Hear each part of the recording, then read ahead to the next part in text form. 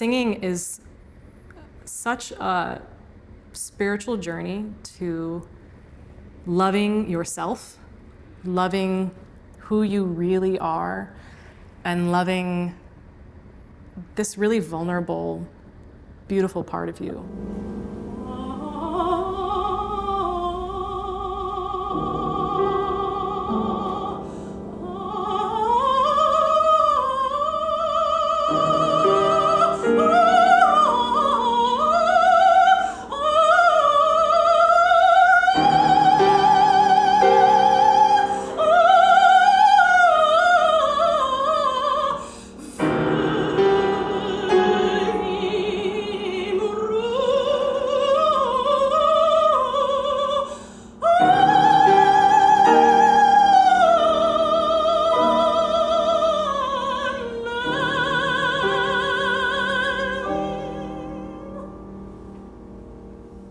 I'm Lucy Dhegrae, and this is Living the Classical Life.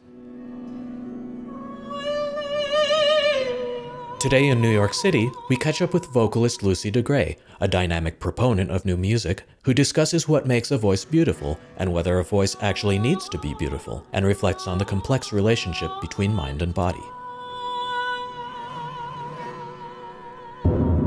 This conversation focuses on a traumatic experience that almost ruined Lucy's voice and what it took to recover both her voice and a joyful life as a musician.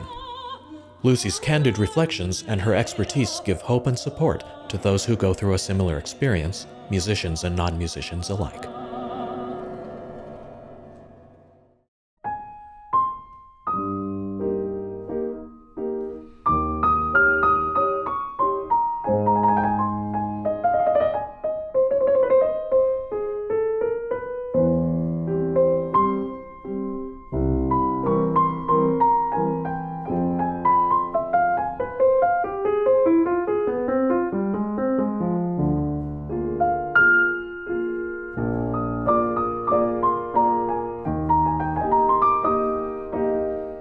Lucy, thank you so much for being on the show. It's a delight to have you. Thank you.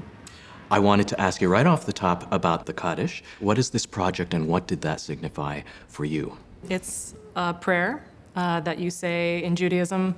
It's the prayer for the dead, or it's the remembrance. I wanted to get back to my roots, which was singing in church growing up. And I had gotten into a place with my music where I was doing a lot of contemporary, kind of avant-garde, like very hard-hitting. Like I was the person that you called to do this kind of little extreme kind of music. And I was happy to do that. I was happy to have a place. I was happy to be doing new music, working with composers, and feeling like I was part of kind of creating the future, and that I would have a place in it. But I had come away from meaningful singing and singing from your heart. And so this piece is, you're crying out to God. You're saying, we're in pain. Be great. Come do something. We need you here. And it seems like it's a praise of God. And it is, but you're saying, may you be great. May you be praised. And the piece without words is just a cry. And I feel that deeply. And I think as a singer, that's your gold. You know when you're kind of like on fire, and you know what gets you going, and you know when you're kind of sitting in your power. And so I just knew, okay, I need to do this. So jumping right into the amazing nature of your life story and your trajectory and how you have risen above what you have characterized as trauma and music, you had mentioned pain and finding ourselves. These can be related to any aspect of the musical journey anyway. But just to put our viewers right into this, what was the effect of trauma on your voice as a musician and as a person? When something bad happens to you, you have, I think, a couple choices, and you don't really choose. Your body kind of chooses for you.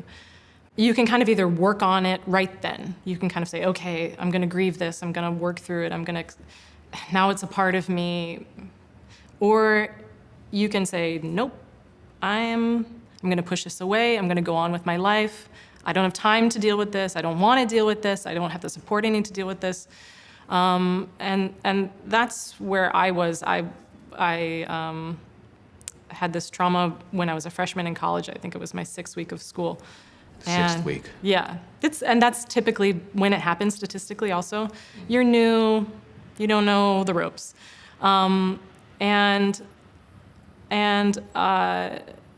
Can I say? Do you want me to say more explicitly about what happened? Because I don't want to. I don't know if we need to focus on that, but I can just kind of give the bullet points. I've thought about this, and I'm not sure I'm the one who's qualified to make the decision, Sure. because I know that there are certain people who either might find. I think they will find hope and empowerment in your eventual trajectory with it. Yeah. I know it can also be a painful trigger for some people. It's not anymore, yeah. So I was assaulted as a freshman in college. It was a student athlete. And at University of Michigan, which is a big sports school, I kind of knew what I would be up against. And it wasn't, he wasn't a major athlete. He wasn't a football player, basketball player, but still, you just feel like I know that whatever I say is going to be called an allegation. And it's going to be this court battle, and they're going to go through my whole sexual history and every B I've ever gotten, and they're going to talk to everyone from my home. I don't want that, I came here, I came to University of Michigan as a dual degree, very ambitious student, I wanted to be pre-med and voice, and I had a lot of plans for myself, and I was already kind of like on that track, and so I just said, I said, this didn't happen. I'm just going to go on as if this didn't happen. I always knew in the back of my mind that this was something that eventually it was going to come up. And 10 years later, which is the statute of limitations in Michigan, which means at 10 years after that, you can't go to court with someone. And so I knew this date was coming up mentally. And actually, the memory over those 10 years got stronger. I was waking up to more nightmares. I was having kind of more physical reactions as time went on, which is interesting. And all of a sudden, I had done this big performance in New York City in the fall of, this is 2013. And after that, my voice felt like it was broken. Like I couldn't sing. I was warming up. It felt hot. It felt, literally, it felt like my throat was on fire, even just doing like a hum. And so I had gotten in kind of places of extreme, doing too much with my voice and needing to take a break. So I thought, well, I'm just going to take a break. After a month of being in such an extreme place, and I still couldn't sing, I finally went to go see an ENT. So this just has to tell you how much I did not want to know that something might be wrong with my voice, right? Because I was just beginning kind of my professional career in New York. I had just graduated from school in 2012 and moved down here from Bard College, and I was like gangbusters. I was gonna get it, So I went into the doctor. He saw immediately that there was this thing called paresis, which is, yeah. So there's paralysis, which would be when a nerve is severed or a nerve is not making any connection with the muscle group. And then there's paresis, where there's just like a weakening in the nerve. If you can imagine like a tube of, sorry, I don't know cars, like an engine with gas, and then the pipe has stuff stuck in it, so not as much gas gets through. That's paresis. And it can happen from a viral infection. It can happen, we don't really know why it happens. So I said, okay, I have paresis, like, now what? And he said, well, was there any point when you got sick recently and you lost some high notes?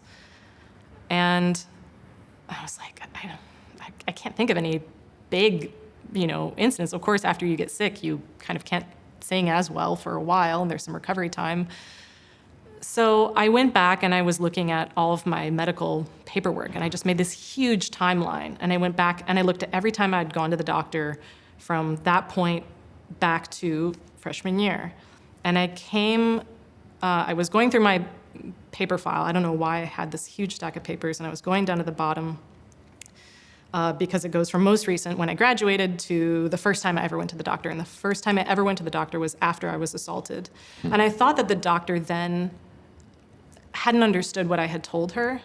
She had kind of brushed it off. I said, this thing happened. And she said, well, did he force you? And I said, well, no, because I was drugged.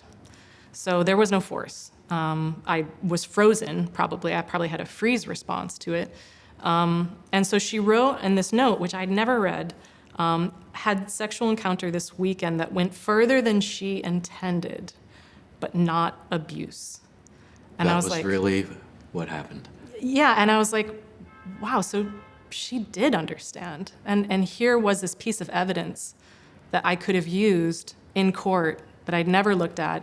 And now we're, 2 or 3 weeks from the closing of the statute of limitations. And here I was with no voice. And I just thought, and then I looked at, anyway, so I made this chart that I made. I also charted my voice. How was my voice doing? And I saw that over time, my voice had just gotten worse and worse. I was losing all my high notes. I was losing the ability to have a clean onset, which just means when you start the sound, it's very clear. And then there I was in 2013 with just literally no voice. And I had to go back and look. And also because I was interested in the science aspect from having been pre-med, I had read a lot of articles about paresis. I just looked up everything I could in the Journal of Voice, which is the medical journal for laryngology. And didn't find much, but I did find a couple articles that talked about people who had had sexual trauma, who had not spoken out about it, that they would have this sudden voice loss. And that the way that they got their voice back was to talk about it. And I knew, even without reading that my time had come. God or my body or whatever it was said, honey, you just can't stay silent about this. So you're witnessing the convergence, the convergence sort of these timelines. You're seeing the 10-year window. Mm-hmm. You're seeing what's happening to your voice. Mm-hmm. Did it ever seem to you like I might not be able to go on? Oh yeah. Both musically and maybe even humanly. It felt like there was a reason I avoided dealing with it. I didn't want to come out about it. I really didn't want to be known as that girl. And I think before Me Too, saying that you had been assaulted was like this scarlet letter, and I didn't want to be known as that person. I didn't want people's pity or judgments. And I didn't want to tell my family. I didn't want my family to feel like they had let me down. And I actually had a couple different teachers at the time who I shared the kind of doctor's results with, and they said, okay, this is good to know. Don't tell anyone. We don't want anyone to know, because if they know, you'll be kind of blacklisted, because essentially you'll have a disability and you'll be a liability to a production because your voice could fail. And if you know the kind of classical singing world, it's very athletic. It really is, especially opera, which I wasn't really doing, but it's a very athletic game. And you kind of have to hide that you have an injury. And I know professional athletes feel this way too. It is destabilizing to open that Pandora's box, right? There's a reason you were closing it, because it takes a lot of resources, energy, time, money, and support from the people around you to really go digging around in there. I did have the support at that time in my life. That's what's actually kind of beautiful about it. I had wonderful people around me. I had enough work that I could pay for therapy and physical, all kinds of things. But I guess what I want people to know is don't beat yourself up for not having dug around in that. When the time is right, you will know, or it will just come knocking on your door if you've been avoiding it. And so that's what happened for me. And with singers, it's tricky because singing is such a spiritual journey to loving yourself, loving who you really are and loving this really vulnerable, beautiful part of you. It's a very vulnerable thing to open your mouth and share what's in there. And something I love to talk about is the nerves of the voice, that they wrap around and through your heart, and then they go here. So your voice is not a metaphor of your heart. It is your heart as sound. It's amazing what you're outlining, because I didn't know it. This direct pathway.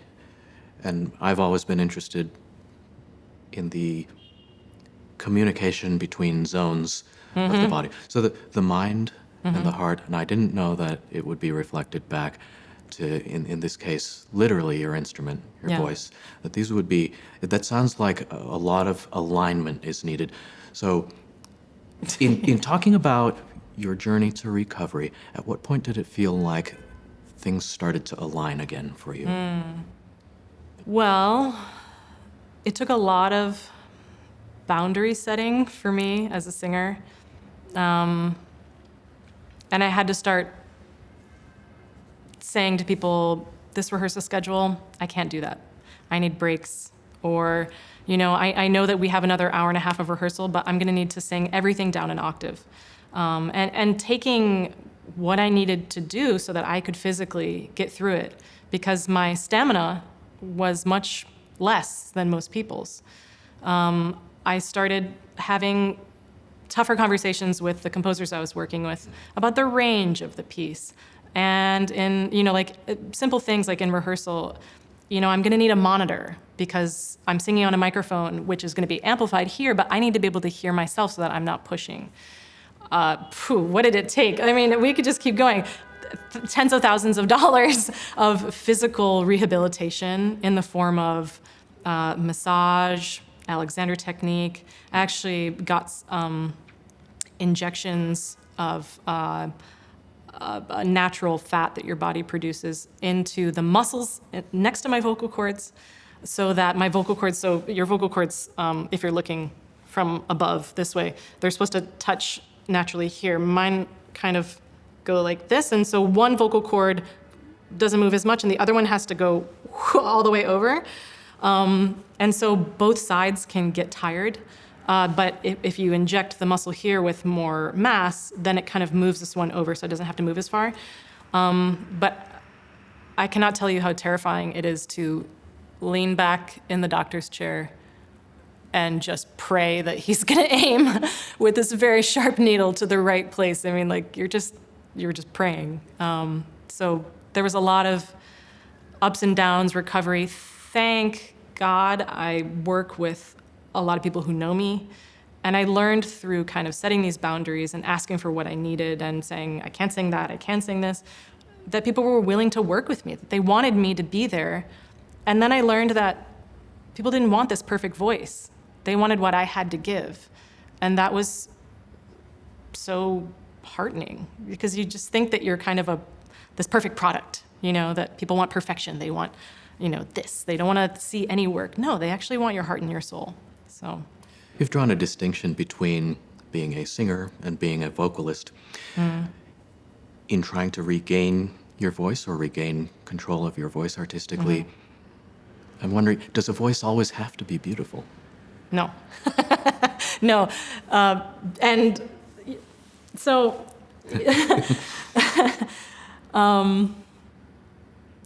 if that's your voice, that's amazing. Enjoy that. And every voice is beautiful. But the beauty comes from the enjoyment of it. So if you don't enjoy your own voice and you don't enjoy singing, then there can be no beauty for anyone on either end of that, right? Even though I'm not in standard repertoire genre, really, I'm doing new music, and a lot of new music is screams, it's cries, it's very extended technique-y. And so that kind of let me have this larger palette, but also just something that felt more true, more me. You can go too far in that direction, though, and you can lose the heart, So again, that's kind of why I've started going back and just taking my own temperature. Does this feel like I can put my heart into this singing? Not that it's just some kind of abstract idea of the voice, right? So I feel like I keep trimming off the fat in my life and my career, just trying to get at what is truly meaningful for me to do, to sing, to how I can get down to this like deep spiritual place, you know? You go to a place when you make music. Music is not, it's not a thing that you do. It's an energy, it's a place, and when you can get out of the way, when a performer gets out of their own ego, you tap into that and you can really channel it for other people. And I think not knowing that, that's what I was always looking for with music. So that, yeah, there are performers who do that, who seem to access something beyond them. Dawn Upshaw is a huge, huge influence for me. Just one of the most amazing mentors who led by example, continues to lead by example. Other musicians I admire, Jordi Savall, if you're watching this. Wow, I love Jordi Savall. Just that, again, someone who loves what they do, and they're not afraid to go kind of in every direction. They're not bound to one genre. Lucy Shelton is a amazing also friend and mentor, and this is someone who just loves what she does. You know, she wakes up in the morning, she can't wait to sing, she can't wait to learn something, she can't wait to work with people. That kind of joy, that gives you a lifelong career, you know? You've been referencing searching for the joy. Have you been finding it? Absolutely, and in unexpected places. We were talking about classical music or any of the performing arts being on stage, inherently being somewhat approval-based. Yeah. Or at least, For everyone. Yes, I definitely needed approval. I think that's a classical music thing, that's a culture thing, that's maybe that's a me thing, a female thing, who knows? And that was putting me in a terrible spot. I was trying to push my voice, I was trying to make it louder, I was trying to sing higher because I thought that's what people wanted. And what they want is for you to actually be powerful, for you to enjoy, for you to be on fire, for you to give generously. That's what they want. So you have to not think about that, but it's not that easy, right? You have to kind of traverse a ring of fire in order to get there. And I think that the way that I got there it's tough. I think anyone who has learned to not need other people's approval has not done it unpainfully, right? Yeah. You mentioned giving and generosity. What is the role of giving and generosity in your life? Were you setting out to help others beyond you being a musical figure? For sure. Which in its own way can bring healing to people, specifically in nonverbal ways. I didn't want anyone to go through what I went through, which was having a vocal problem and then feeling like they couldn't talk about it. I want people to know that struggle is real, healing is real, that they can talk about what's going on, that we want people to be open. I definitely want people to come to me and ask me for advice. I'm having this vocal difficulty. Can I get through it? The answer is absolutely yes. Will your life be the same? Will you go to doing exactly what you did before? Probably not, and that's also for the better. I wanted to be someone that people could reference, and I always want to be honest. I think honesty is key. And then also I do speaking with this organization, RAIN, the Rape, Abuse, and Incest National Network. They were an amazing resource for me when I first was coming out. They have an amazing website. They have a group of people who've gathered to tell their stories. Amazing organization. So I'm really grateful to them that they gave me my first platform to kind of talk about what happened. Eventually I sang about it, which I knew would kind of be the full circle. But that first talking about it was critical. So. Lucy, thank you so much for sharing your story with us, both your musical world, your artistic world, and providing so much hope to others is my wish in sharing this incredible story that you've navigated. Thank you so much for being here on Living the Classical Life. Thank you for having me. And I wish you many continued inspired pathways moving forward. Thank you. Thanks.